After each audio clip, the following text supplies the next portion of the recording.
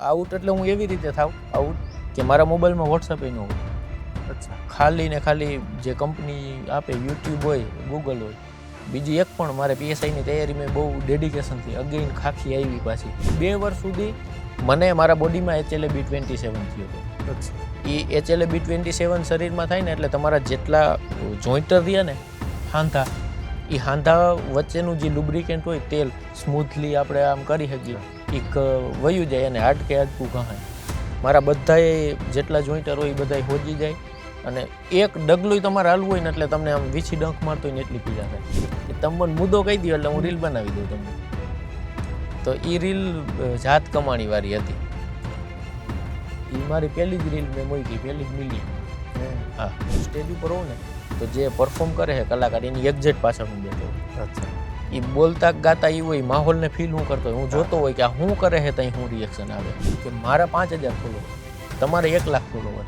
હું 6 વાગે રીલ મૂકું ને એટલે એ તમે ડાઉનલોડ કરી અને તમારો ફોટો મૂકીને તમારા મૂકી દો. હવે એ ઓડિયો મિલિયનોમાં જવા માંડ્યો.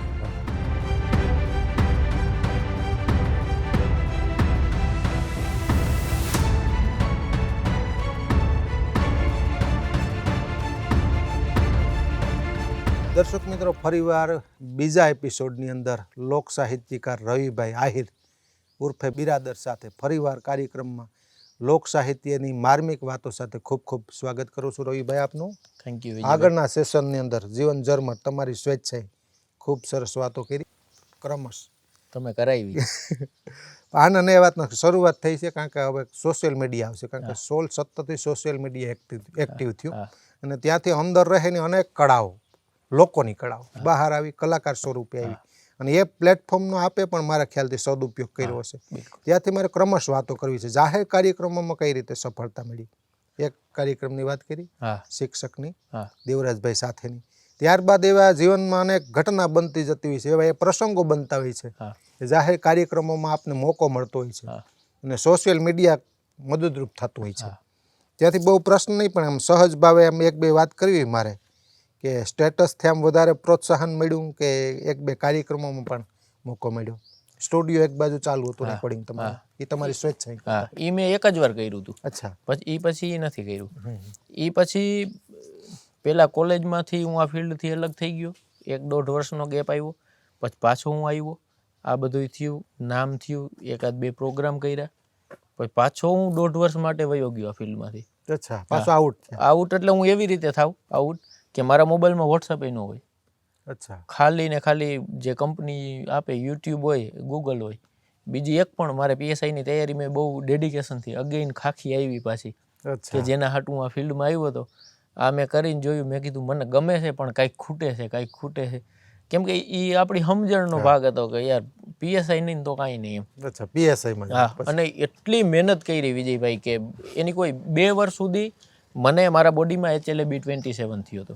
અચ્છા. એ HLA-B27 શરીરમાં થાય ને એટલે તમારા જેટલા જોઈન્ટર રહ્યા ને હાંધા, એ હાંધા વચ્ચેનું જે લુબ્રિકેન્ટ હોય તેલ સ્મૂથલી આપણે આમ કરી શકીએ એક વયું જાય અને હાડકે હાડકું ઘહાય.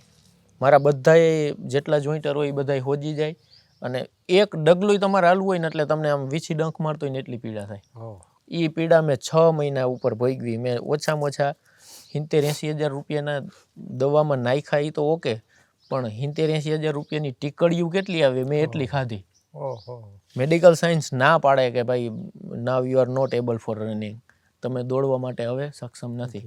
એ પછી મેં પોલીસના 3 વાર ગ્રાઉન્ડ પાસ કર્યા અને એ મને લાગી જ એટલી ગઈ હતી કે થાય હું નહીં. મને સાહિત્યમાં હું એક વસ્તુ શીખ્યો હતો કે નિરંતર, નિગર્વ અને નિષ્ઠા 3 વસ્તુ ભેગી થાય ને એટલે માણસ ગમે એ કામ કરી શકે. અને 3 મારામાં હતી. મને ખબર હતી કે આ હું એક ધારું કરી શકું. મને અભિમાન કોઈનું છે નહીં, નિગર્વ અને નિરંતર અને નિષ્ઠા, મારી નિષ્ઠા ઉપર મને કોઈ દી શંકા ન જાય. એટલે એ 3 વસ્તુ ભેગી થઈને મેં પ્રેક્ટિસ કરી અને પ્રેક્ટિસ એ લેવલની કરી કે મારું બેસ્ટ ટાઈમિંગ 5 કિલોમીટર 20 મિનિટ અને 39 સેકન્ડમાં હતું. કે એ લેવલનું રનિંગ કરવું હોય ને ત્યાં મારા 28-29 સમથિંગ એજ હતી. તો તમારે એથ્લીટવાળી લાઈફસ્ટાઈલ જીવવી પડે. કેમ કે શરીર તો જ આઉટપુટ આપે. કેમ કે આપણે નોનવેજ તો ખાતા નથી કે બીજું બહારના સ્ટીરોઇડ બીરોઇડ આ તે કાંઈ નહીં, ઘરના શાક રોટલા ખાય અને પ્રેક્ટિસ કરીને એટલું સારું કર્યું હતું એમ. પણ પછી હું પીએસઆઈમાં ફેલ થયો અચ્છા. હા એટલે અને પછી કેવું થાય મને હે ને એ વસ્તુ એ દિલ તોડ નાખ્યું એમ કે યાર હું પીએસઆઈ નો થઈ આવ્યો. એ વાતનું મને રંજ પહેલેથી જ રહ્યો હતો. પછી રિઝલ્ટ આવ્યું ને તો મારો એક ભાઈબંધ રાજો, મેં કીધું રાજાભાઈ ખાંભલા રબારી શિક્ષક હે, એ વલસાડ નોકરી કરતો. પછી હું વલસાડ એના આગળ સામાન ભરીને વયો ગયો હતો રખડવા 2-3-4 દી. હાવ બધું મૂકે કાંઈ નહીં ન થયું હતું. પછી અહીંયા રખડતા રખડતા મને કે હાલ તારી રીલ બનાવી. તો અહીંયા રીલ બનાવી હતી અમે કે 5 છે યા 10 की ये तादाद नहीं है, कितने हैं मिट चुके हम पे हमें याद भी नहीं है. અમે બે ભેગા થયા હતા એટલે અમે આવું કરતા હતા. તો એ રીલમાં 8000 વ્યૂ આવ્યા. અચ્છા. તો મેં એ પહેલાં કોઈ દી રીલ નહોતી મૂકી. અચ્છા, મેં જે મારી પહેલી રીલ મૂકી ને એ પહેલાં મારા લિરિક્સ વાયરલ હતા. અચ્છા. રીલ્સ નવી નવી આવી ને તો ક્રિએટરોને મારા આસપાસ જે કલાકાર મિત્રો હતા થોડા ઘણા એને હું લખીને આપતો. એ રીલું, હા, એની રીલું એ મને એમ કહેતા કે તું લખાશ એનાથી કે કમાલ, અમારી રીલી કે લાખમાં જાય ને 2 લાખ ને મિલિયનમાં જાય ને એના ફોલોવર્સ ફટાફટ વધવા માંડ્યા. પણ મને ખબર જ નહોતી કે રીલ એટલે હું, મારામાં ઇન્સ્ટાગ્રામ જ નહોતું, પ્રાઇવેટ એકાઉન્ટ હતું મારું. એ નીચે લખે રીલ્સમાં કે લિરિક્સ બાય રવિ આહિર ગજડી. તો એ પ્રશ્ન તો હું માર્કેટમાં આવ્યા પહેલા થતો કે આ રવિ આહિર ગજડી છે કોણ, એમ કે આ બધા એના વર્ડ યુઝ કરે એવું. એટલે પછી એ રીલ્સ મેં મૂકી, પછી હાઈલી. પણ જીવન મારું ખબર નહીં, મને પહેલેથી જ હું બહુ અતરંગી ટાઈપ કે મેં કીધું ના મારે નથી કરવું. પાછું પ્રાઇવેટ એકાઉન્ટ કરી નાખ્યું, ફોલોવર રિમૂવ કરી નાખ્યા હું જેને ઓળખતો નહોતો એને. એટલે આવી રીતે એ સિલસિલો ચાલુ થયો. પછી મારા એક ભાઈબંધ છે રાહુલભાઈ રાવલિયા, એને મને કીધું એ કે તું એક રીલ બનાવ ને મસ્ત. એ કે ટોન મારી આપણે કોકને એવી બનાવ. મેં કીધું હાલો ઓકે. અને મારી પાસે એ ટાઈપ બધી કે તમે મને મુદ્દો કહી દો એટલે હું રીલ બનાવી દઉં તમને. તો એ રીલ જાત કમાણી વાળી હતી. એ મારી પહેલી જ રીલ મેં મૂકી, પહેલી જ મિલિયનમાં. હા, ત્યાં હું બિરાદર વર્ડ યુઝ ન કરતો. પછી એ થતા થતા નાના મોટા પ્રોગ્રામો મળવા માંડ્યા અને નાના મોટા સ્ટેજ ચાલુ થઈ ગયા. હા, વચ્ચે વચ્ચે મોકો મળી ગયો. હા, પહેલો જ પ્રોગ્રામ હે ને રાજકોટ હતો. આ બધું થયા પછીનો દેવજભાઈ ખવડ હતા અહીંયા.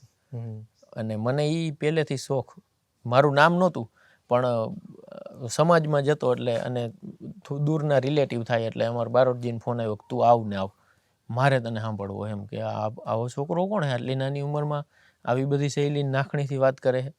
મારા માટે એ મોટી વસ્તુ હતી કે બારોટ, મેં ના પાડી કે મને રહેવા દો, મને ઓકવર્ડ, મને એમ થાય કે કેવું લાગે. હા, તો ધરાર બોલાવ્યો. અને મને પહેલેથી વસ્તુનો ચસ્કો, હું સ્ટેજ ઉપર હોઉં ને તો જે પરફોર્મ કરે છે કલાકાર એની એક્ઝેક્ટ પાછળ હું બેઠો હોય. અચ્છા. એ બોલતા ગાતા એ હોય, માહોલને ફીલ હું કરતો હોય, હું જોતો હોય કે આ શું કરે છે ત્યાં શું રિએક્શન આવે એ વસ્તુ. અને એ વસ્તુ તમને તો જ ફીલ થાય. સાઈડમાં કામ તેમ હોય ને એની એક્ઝેક્ટ પાછળ એ કલાકાર જે જોવે ને એ જ તમને દેખાય, લાઈવ બેકઅપ મળે. હા, મને એ ચસ્કો એમ. અને ભાઈ દેવજભાઈ તો એનો સાજ અને ધડબડાટી દુહા છંદ એની વાતું 1.5 કલાક એને રાઉન્ડ લીધો. હું એક્ઝેક્ટ પાછળ બેઠો હતો. દેવજભાઈએ બોલી લીધું ને મેં બારોટજીને ના પાડી, હું નહીં બોલું. માહોલ બની ગયો, બની નહીં, ત્રેવડ જ નહોતી. હા, બની ગયો. પછી આપણે આમ ડર લાગે, થાપ ખાઈ જાય પૂરું. મેં કીધું આમાં મારાથી મારું ઝાડું જ નહીં ખુલે મારું. અરે એવું કાંઈ ન હોય કે એ તારી જેમ કંઈક શીખો જાય છે ને, મતલબ એ તો ઓળખતા હોય બધા, એ તારી જેમ શીખો જાય છે ને આમ ને તેમ ને. ભાઈ દેવજભાઈ ઊભા થાય એટલે પબ્લિક એ ઉઠીને વહી જાય. ભાઈ ધરાર મને બોલાવ્યો ને એ ફ્લોપેસ્ટ પ્રોગ્રામ ઓફ માય લાઈફ. હું સ્ટેજથી નીચે નહોતો ઉતરતો, મને બહુ શરમ થાય. મેં ગમે એવા કપડાં પહેર્યા હોય આ તે, મને એનો રંજ ન હોય, પણ હું બોલી ન શકું ને એટલે મને એમ થાય હું દિવાલમાં માથા ફટકાડું. એટલે તે દી એવું થયું હતું એ પહેલો પ્રોગ્રામ. પછી તો અનેક કાર્યક્રમ મળ્યા છે. હા, પછી ત્યારથી ક્રમશ ડાયરાને તૈયારી કરતા ગયા કે પછી આ ક્ષેત્રમાં પછી પરમિનન્ટ અપનાવી લીધું છે મારે ખ્યાલથી? પછી મને એ રીલ્સ વાળો સિલસિલો પછી ચાલુ થયો. રીલ્સથી મને લોકો, મારા અવાજથી લોકો મને ઓળખવા માંડ્યા કે હું ફોટો ગમે એનો, કૂતરા, સિંહ, કાગડા, વાંદરા, બિલાડા, એનો ઓડિયો મારો. કેમ કે મને કેમેરાથી બીક લાગતી અને હું મારે સામું નહોતું આવું. મારે એ સ્ટેટસ પહેલા જોયેલા. હા, અને આજની તારીખે નવા ક્રિએટેડ પાછા કોપી ના બધુંય નવું. એટલે એ સિલસિલો ચાલુ થયો. પછી આદ્યશક્તિ જામનગર નવરાત્રિ થતી હતી. એ વખતે મને સંજયભાઈ છેતરિયાનો ફોન આવ્યો કે ભાઈ પબ્લિકની એવી ઈચ્છા છે કે આવું કંઈક કરીએ. એ પહેલો એવો વ્યક્તિ કે આવી રીતે એક માણસને ઊભો રાખી શકે એમ. અને એને એક વસ્તુ મને બહુ કીધી હતી કે જે હું મને કહેતો હોય બીજાને જ ન કહી શકી, કે કલાકાર અને ક્રિએટર વચ્ચે ફરક હોય. એને મને કીધું હતું કે હું તમને એઝ એ કલાકાર બુક કરું છું, એઝ એ ક્રિએટર નહીં, તમારો ફોલોવર જોઈને નહીં, પણ તું કલાકાર છો કે તું ડિઝર્વ કરે છો મોટા મંચને, તું આવ.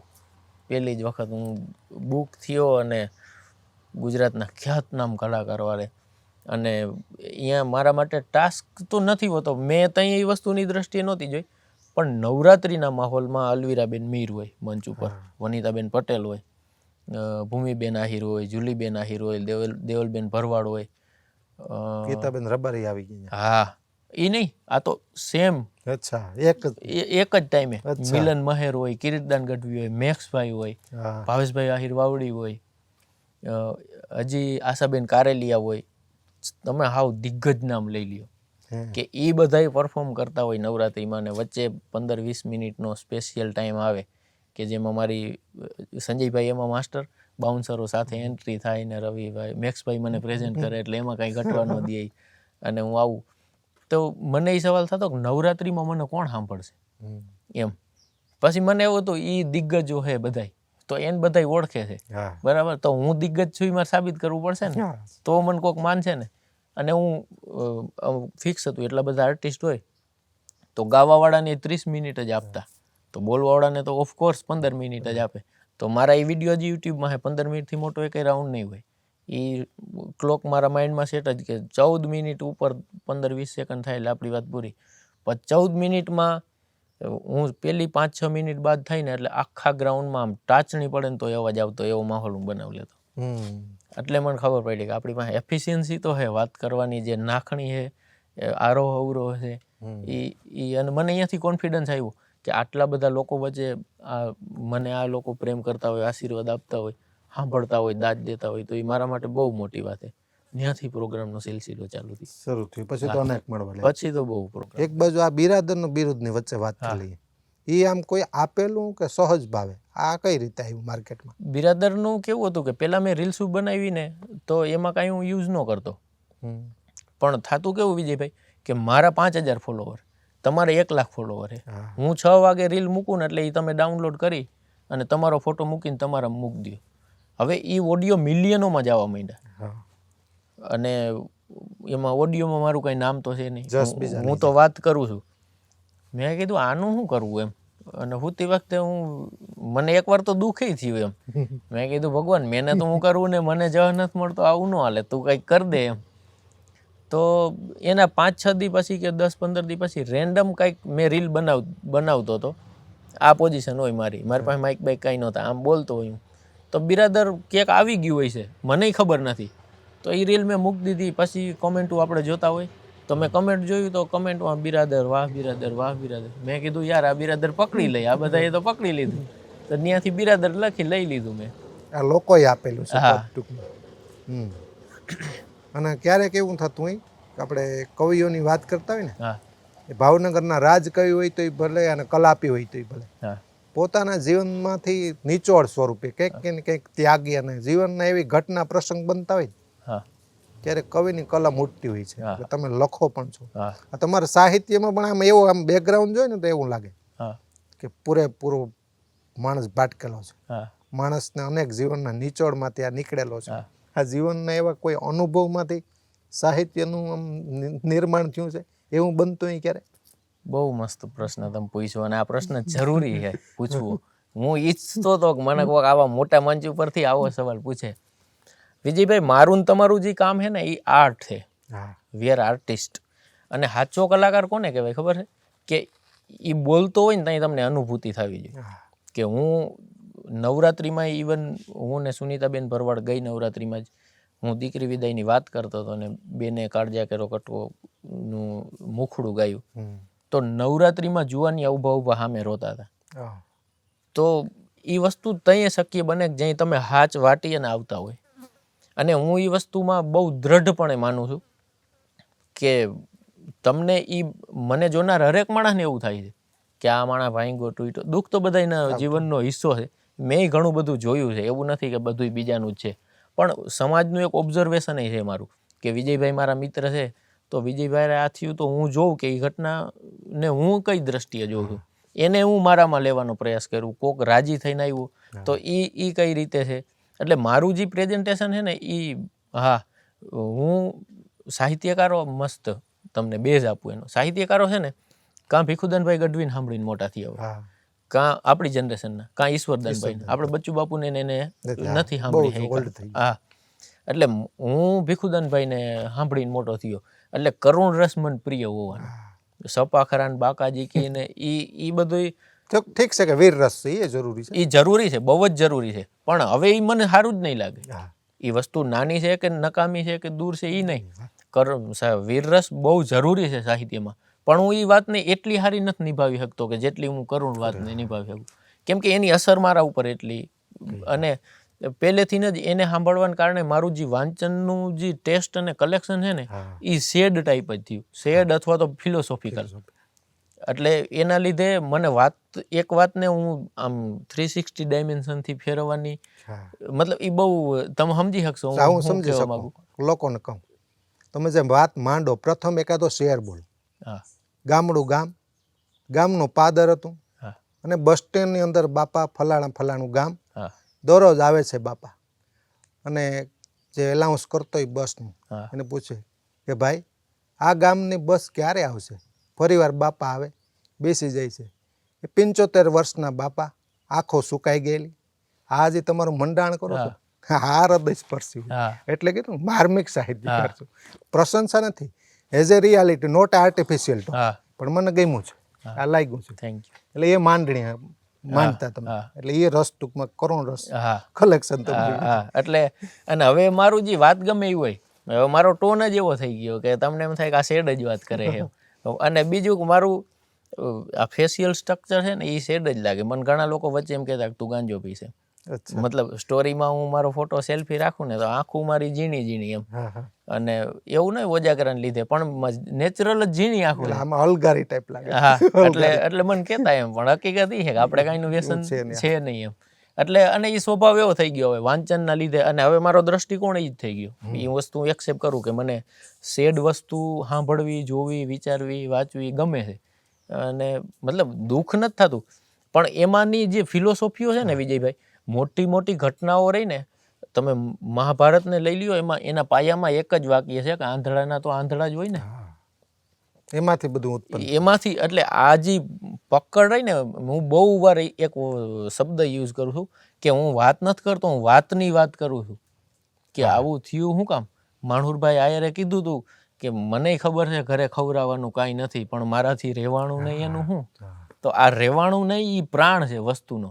અને અત્યારની જનરેશન, તમે શરૂઆતમાં મારા ઇન્ટ્રોમાં કીધું કે અત્યારના જુવાનિયા મને સાંભળે છે, તો એ સાંભળે એનું કારણ એ છે કે તમે કીધું ને કે એ ભાંગી નાખું ને તોડી નાખું કે બાકાજી કી, એ મતલબ એ એક વર્ડ અત્યારે ટ્રેન્ડમાં છે, બરાબર, બાકાજી કી. હા, પણ એ ધમા અને એ વસ્તુ માણસ રિલેટ, મને એવું લાગે છે કે નથી કરી શકતો. અને અત્યારની જનરેશન રહીને એને લોજિકલ વાત સાંભળવી ગમે છે, એઝ પર માય વ્યૂ. કે તમે કોઈ વાત કરી તો આમ ઢીકો મારીને હાથીના કુંભાથળ ભાંગી નાખ્યા, તો અત્યારની પેઢી રીતસરના મેં ગૂગલ કરતા જોયા છે. ચાલુ પ્રોગ્રામે વક્તા બોલ્યો કે હાથીના કુંભાથળ ભાંગી નાખ્યા, એટલે આને તરત જ સર્ચ કર્યું એક છોકરાએ કે મેક્સિમમ પાવર હ્યુમન બોડીમાં કેટલો હોય કે હાથીને મારી શકે એટલો, તો ગૂગલ ના પાડે કે ઇટ્સ નોટ પોસિબલ એમ. તો એ વયો જાય અહીંયાથી, નહીં સાંભળે. એટલે લોજિકલ વાત, એટલા માટે લોકો અત્યારે ઓશોને સાંભળે છે. ભલે જે કેવું હોય દુનિયા, પણ યુવા પેઢી અત્યારે ઓશોને વધારે સાંભળે. આ વાત ફાઇનલ. એટલે ટૂંકમાં કહેવાનો ભાવાર્થ કે લોકોએ તમે જે કહે ને કે કરુણ રસ સાદી ભાષામાં એ સ્વીકાર્યો છે, તો એ પટ્ટા ઉપર હવે ચાલવું પડે. કરુણ રસની ચરમસીમા પૂરી થઈ જાય, આપણે કે ને એમાંય પૂરી થતી. તમે માંડણી કરો ને વાતની, તે ખ્યાલ આવી લોકોના ચહેરા, અને લોકો આમ જોઈએ ને આપણે શાંતિપૂર્વક, તમે કીધું ને કે બહાર આમ ફ્રન્ટ ઉપર હોય ને, તે લોકોના ચહેરાને વાંચી શકાય, અનુભૂતિ થતી. આ અનુભૂતિને લીધે જ અહીંયા આવ્યું છે. રોહિતભાઈ, હું એક તમને લિંક મોકલે વેરાવળથી, તો હું ઇન્ટરવ્યુ લઈ શકે. બિલકુલ. પણ અનુભૂતિની થાય ને, અંદરની અનુભૂતિ ન કરી શકે. રોહિતભાઈ કોણ, કેવા, એની સ્ટાઇલ શું, માણસ કેવા, આ અનુભૂતિની જ લડાઈ છે. અનુભૂતિનું તમે કયો વિજયભાઈ, રાજકોટ એક બેઠક કરી અને કોન્સેપ્ટ અમે કરીએ છીએ કે એક હોલમાં અર્બન ટાઈપ ટૂંકમાં. ટિકિટ શો રાખીએ કે એમાં સિલેક્ટેડ ક્રાઉડ આવે અને એવા લોકો આવે કે જેને બેહવું છે, ઉતાવળ નથી. અને બીજું એક વસ્તુ એ છે કે તમે ટિકિટ લઈને આવ્યા હોય તો તમે સાંભળશો. અને એ વસ્તુનું હું માનું કે ભાઈ એને ઓર્ગેનાઇઝરને 500 રૂપિયા આપ્યા છે તો એ 500 રૂપિયાની એની વસૂલાત ઓર્ગેનાઇઝર પાસે નથી કરવાની, એ મારે આપવાના છે એનું વળતર. રાજકોટ ડાયરામાં અર્બન ડાયરો કર્યો હતો અમે, અવર રાજકોટ હારે, બરાબર. તો અહીંયા મેં પહેલાં મારાથી હરખમાં પૂછાઈ ગયું. ના, મારા પહેલાં જે એન્કર હતા ને એને પૂછ્યું હતું ભાવેશભાઈએ કે કેટલા લોકોને સાહિત્ય સાંભળવું ગમે.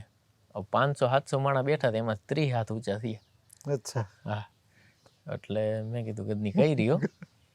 હું તો ગયો સ્ટેજ ઉપર, પછી મેં ચાલુ જ ત્યાંથી કર્યું. મેં કીધું આજ વિશેષ રાજીપો એ વાતનો છે કે 30% લોકો એવા છે કે જેને સાહિત્ય સાંભળવું છે, પણ બીજા 70% રહ્યાની તૈયાર થઈ જાવ, આજથી તમે સાહિત્યના પ્રેમમાં પડી જાઓ. મેં કીધું સંભળાવું હું તમને. અને પછી એ પ્રોગ્રામ પૂરો થયો અને માણસને વાત અને સ્પર્શે ક્યાં સુધી, એ ત્રેવડ મારી નથી, રવિ નથી કરતો, પણ સાહિત્યમાં એટલી તાકાત છે, 100%. શબ્દમાં એટલી તાકાત છે. આપણાથી તો શું, આપણી કાંઈ ઓકાત નથી. વાત પૂરી થઈ ને તો એક બેન આવ્યા, એને કેવડી મોટી વાત કરી, પદ્મશ્રી જેવડી વાત. મારે હું હજી સ્ટેજે નથી કે હું આવી વાતો કરી શકું મારા વિશે, પણ તમે પૂછો હો વાત નીકળી તો એ બેન કે હું પ્રેગ્નેન્ટ છું. એ કે મારે 5મો મહિનો જાય છે, પણ હું ઈચ્છું ભાઈ કે મારી દીકરી થાય તારા જેવી થાય. દીકરો દીકરી જે જન્મે ને એ તારા જેવા થવા જોઈએ.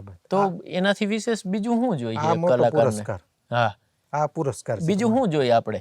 કાંઈ ખુશ. મેં કીધું બેન તારા આશીર્વાદ અને માતાજીના આશીર્વાદ, બાકી આપણે તો શું કમાલ કરીએ. કેમ જામનગરમાં નવરાત્રિ હતી તો હું અહીંયાથી હોટલેથી જામનગરની બારોબાર અમે રહેતા હતા, તો આવતો હતો ને તો એક છોકરી 12 વર્ષની છોકરી હશે, તો એ કે તમે બિરાદર ને?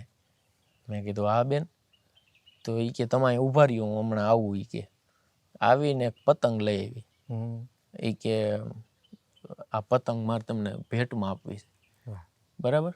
પછી મેં વસ્તુ લેવી મને ન ગમે, પણ આ તો તમારે સ્વીકારવું જ રહ્યું, તમે ના ન પાડી શકો. મેં કીધું લાવ બેન. પછી છોકરીએ મને શું કીધું ખબર? એ કે ભાઈ પતંગ કેમ આપી ખબર છે? મેં કીધું કેમ? એ કે મારા પપ્પા પતંગ વેચે છે. એ કે અચ્છા, અમારું ઘર કે આ પતંગ ઉપરથી હાલે, તો આનાથી મોટું હું તમને બીજું કાંઈ આપીએ ન હોઉં. તો આપણને એમ થાય કે માણસ કેવા માણસ મને સાંભળે કેમ, આ મહાનતા છે. અને આ બીજું કાંઈ નથી જોતું. આનાથી વિશેષ બીજું કાંઈ પ્રસિદ્ધિને શું કરવી? અહીંયા માઇકલ જેક્સન ખોવાઈ ગયો, એલ્વિસ પ્રિસ્લી ખોવાઈ ગયો, કઈ વાળીના મૂરા આપણે. પણ માણસ રાજી થાય કે ભાઈ તમને સાંભળીને બહુ. મારા પપ્પા એક વાત બહુ મસ્ત કરે કે આશીર્વાદ કોઈ દેહે નહીં, જાઓ વિજયભાઈ તમે સુખી થાવ.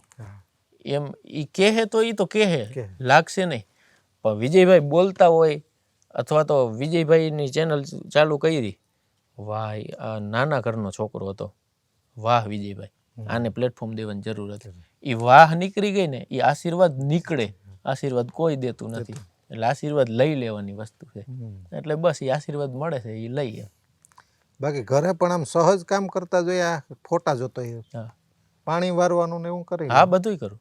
અચ્છા, અત્યારે તમે એ 3 દિવસ પહેલાનો જ હતો, રવિવારે ગયા. રવિવારે એમાં હું અત્યારે સિઝન ફૂલ ચાલુ છે, એટલે મજૂર જડે નહીં. અને અત્યારે કપાસ એ સારી એવી અવસ્થા છે કે તમે લેટ કરો ને બગડે તો એ પ્રોડક્શન લોસ થાય, હવે ઉત્પાદન ઘટે એમ. તો મેં કીધું મૂલી ન હોય તો આપણે શું કામના. અને મેં કરેલું છે ખેતીનું, તો પંપ ચડાવીને કરી દીધું ચાલુ.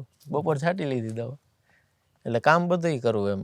અને એમાં હું પણ એટલે ગામમાં કે તમે મારા માટે એક વસ્તુ એ છે કે મને માણસો એને હાર કેવી કે જીત કેવી મને નથી ખબર. એ પ્રશ્ન મને થાય કે સાંભળવું હોય, સપોઝ એક માણસ મને કોઈ દી મળ્યો નથી, એને ખાલી મને સોશિયલ મીડિયાથી જ જોયો, તો એને મને એક છાપ એક ઓહો બિરાદર એમ.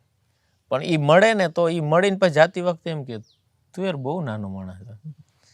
એટલે આપણને એમ થાય કે મતલબ બીજા લોકો કદાચ બીજી કોઈ રીતથી મળતા હશે કે ડિસ્ટન્સ રાખીને, પણ એનો કોઈ મતલબ નથી. ભપકાનો મતલબ જ નથી. મતલબ નથી. મને બનાવનાર વિજયભાઈ છે. હા વિજયભાઈ એક લાઈક કરી એટલે બીજા ભાઈના ફીડમાં ગયું, એને લાઈક કરી તો એ લોકોથી ભાગીને કે એ લોકો અગર ભાવ ખાઈને શું મતલબ? તમને બનાવ્યા તો એને જ છે ને, તો પછી એ હકદાર હે ને.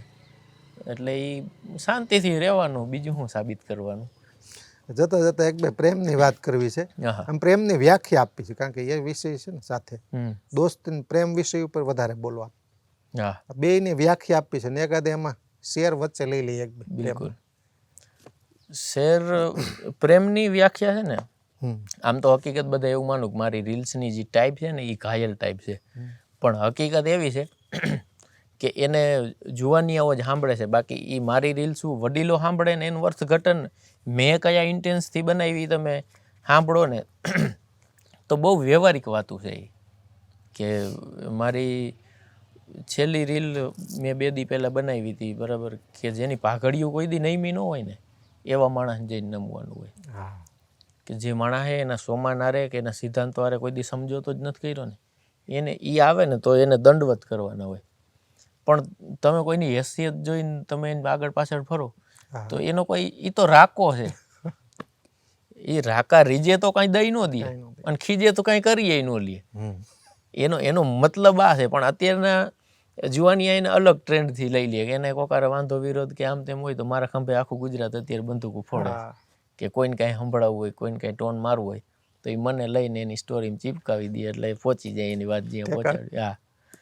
અને પ્રેમની વાત તમે કીધી તો પ્રેમને મેં જે દ્રષ્ટિએ જોયો ને, પ્રેમ કદાચ સાચું કે ખોટું ખબર નહીં, પણ વ્યક્તિગત હું એમ માનું કે આસ્થા રહી ને, આસ્થાનું બીજું નામ પ્રેમ. તમને મને તમારા ઉપરનો જે ભરોસો કે ભાઈ આ ફિલ્ડમાં મારે કામ પડ્યું તો હું બીજા કોઈને ઓળખતો નથી. બહુ ઓછા લોકો એવા હોય કે મારા જે સંપર્કમાં છે, તો એમાંથી સૌથી ટોચ ઉપર વિજયભાઈ છે તો હું વિજયભાઈને ફોન કરી અને ફોન મૂકીને પછી મને એમાં શંકા નહીં જાય કે થાય કે નહીં થાય. એક વસ્તુ કન્ફર્મ હોય કે વિજયભાઈને કહી દીધું, વાત પૂરી થઈ ગઈ. એ આસ્થા રહ્યો ને એ પ્રેમનું બીજું નામ છે. આધ્યાત્મિક પરંપરામાં પણ પહેલા વિચારી લઉં, પછી ગુરુ બનાવો. ગુરુ બનાવ્યા પછી એક પણ શંકા ન કરવી. બિલકુલ. આ પ્રેમ એ વસ્તુ. હા બિલકુલ એ જ છે. પ્રેમ વગર પામવો નહીં તમે હુનર કરો હજાર, કહે પ્રીતમ પ્રેમ વગર તને નહીં મળે નંદકુમાર. એ એવડું મોટું તત્વ છે કે રામનું વનમાં જવું એ ઘટનાને તમે રામાયણના દ્રષ્ટિકોણથી જોવો છો, ઓકે, કદાચ એવું ન બની શકે કે સબરીની ભક્તિએ રામને અહીંયા આવવા મજબૂર કર્યો. એના હેઠા બોર ખાધા ને થેન્ક યુ અહીંયા તમારી વિઝિટ કરી એમ નહીં, એને કેવું પડ્યું કે બાઈ તારા મીઠા લાગ્યા બોર, એમાં તારી ભાવના અણમોલ સબરી મને મીઠા લાગ્યા બોર. કેવટને થેન્ક યુ કેવું પડ્યું. કેવટ એટલે બહુ નાનામાં નાનો માણસ થયો, આ પારથી ઓલે પાર ઉતારી દે, ખાલી એક નાવકા વાળો માણસ કે નાવ હલાવીને એનું ગુજરાન કાઢે. રામ એનાય ઋણી રહી ગયા.